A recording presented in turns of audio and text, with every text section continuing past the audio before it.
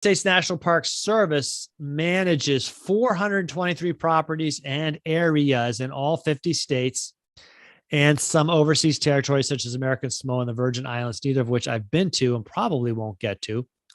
But the national sort of park system has all these different types, and this is where it's important to learn the distinction. I said 73 national parks, there's 63. I got my first digit wrong.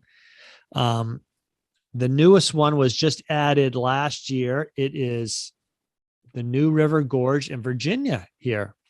And before that, the newest one was Indiana Dunes State National Park, was the state park. I almost said state park because I used to live in Indiana and I used to visit Indiana Dunes State Park, but it's now a national park.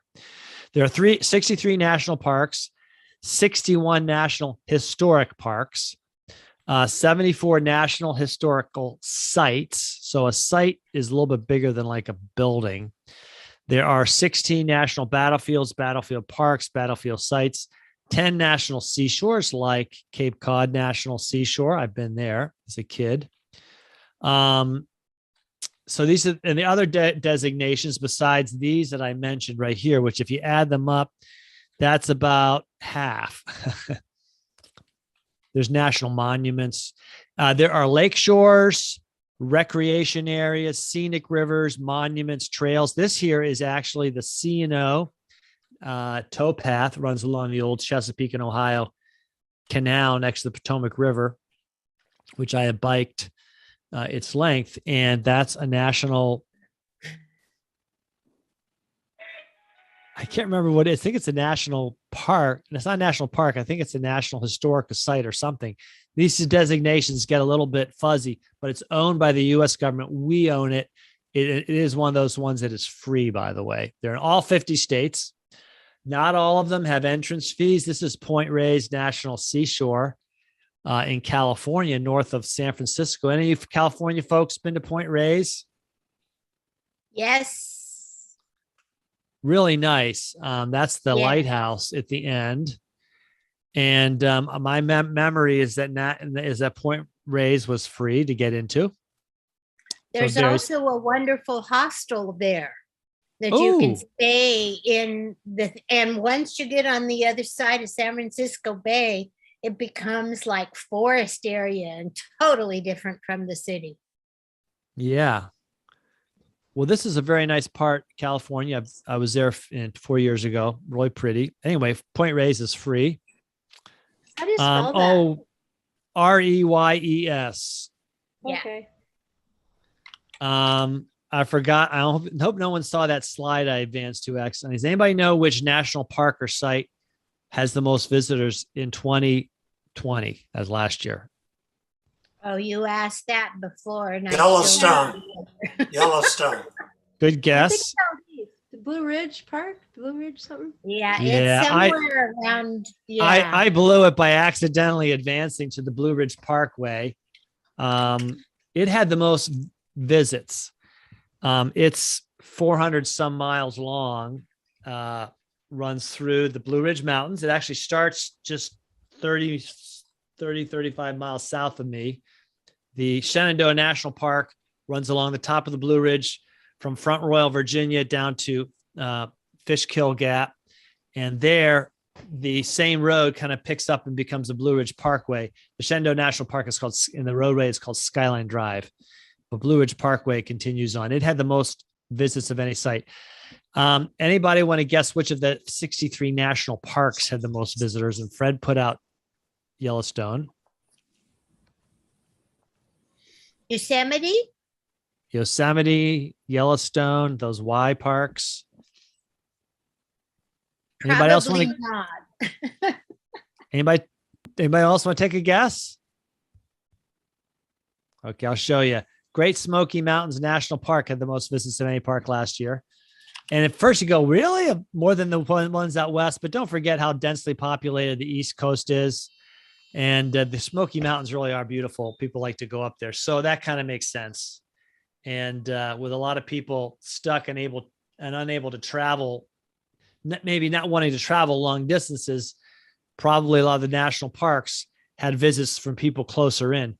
And I should point out that last year, it did get very busy, even though visiting the visits were down. I think I got a statistic here. There were 237 million visits to the national park, to the entire system in 2020, which was a decrease of 20% from the previous year due to COVID-19 closures. So the previous year, it was mostly COVID-19 closures, which kept visits down. But they were very popular, and in a lot of places, they were so busy you couldn't come in without having gotten a pass ahead of time. This is Shenandoah National Park. That's just 25 miles from where I live. Hiking with my son, we go up there a lot. We love it.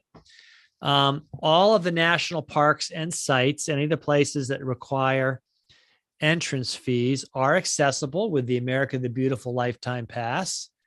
The one for seniors is a lifetime pass, $80. Anybody that's been in my class, how to save money, how to save on travel as a senior, know this is the one I talk about the most, because this is really where you save more money than anything else as a senior. It costs $80 to get America Beautiful Pass annually. So why not get one that could last you 20 or 30 years? You only have to be age 62 to get it. It's really worth it. It gets you into all those parks. It gets you discounts on things like camping fees or boat launch fees. I think also some of the tours and other visitor amenities you get discounts on. So it's really worth it. A lot of the tours are free once you get in parks. I should mention that. Special events. Okay, let's look at the National Park System website. And every time I do this class, it's fun. I ask Russ, people. Did you say that it's $80 a year for the lifetime pass? No, it is $80 for the annual pass. So if you're under age 62, you can get an annual pass, and they'll take you to all the parks you want to go to. The great deal about the lifetime pass is it's $80, and anyone who's got one can go in any of the parks, 4 people in a car for the rest of your life. Same price as an annual pass. Yeah. Okay. So I'm going to put in here National Park System, and let's see what pops up. Look at that. There's that .gov site. Anybody that's been to some of my other classes, when I tell you anything dealing with the government, like getting a passport or global entry or anything, always look for those .gov sites first. That's the government. So there we go. National Park System under nps.gov. They have a great website. I really like it. Lots of information, historical, cultural, whatever about a place. They give you up-to-date stuff. They've got the COVID-19 response. See what it says. Masks are required for everyone, regardless of location or vaccination status, at all NPS buildings, crowded outdoor spaces, and all forms of enclosed public transportation. So if you go to Harper's Ferry, a place I go, and you get in free, which I do because I have my pass, but I have to ride a shuttle bus to go into the town and see it, the historic town. I got to put a mask on in the bus. I can get out and walk around town without a mask. But if I want to go in any of the buildings,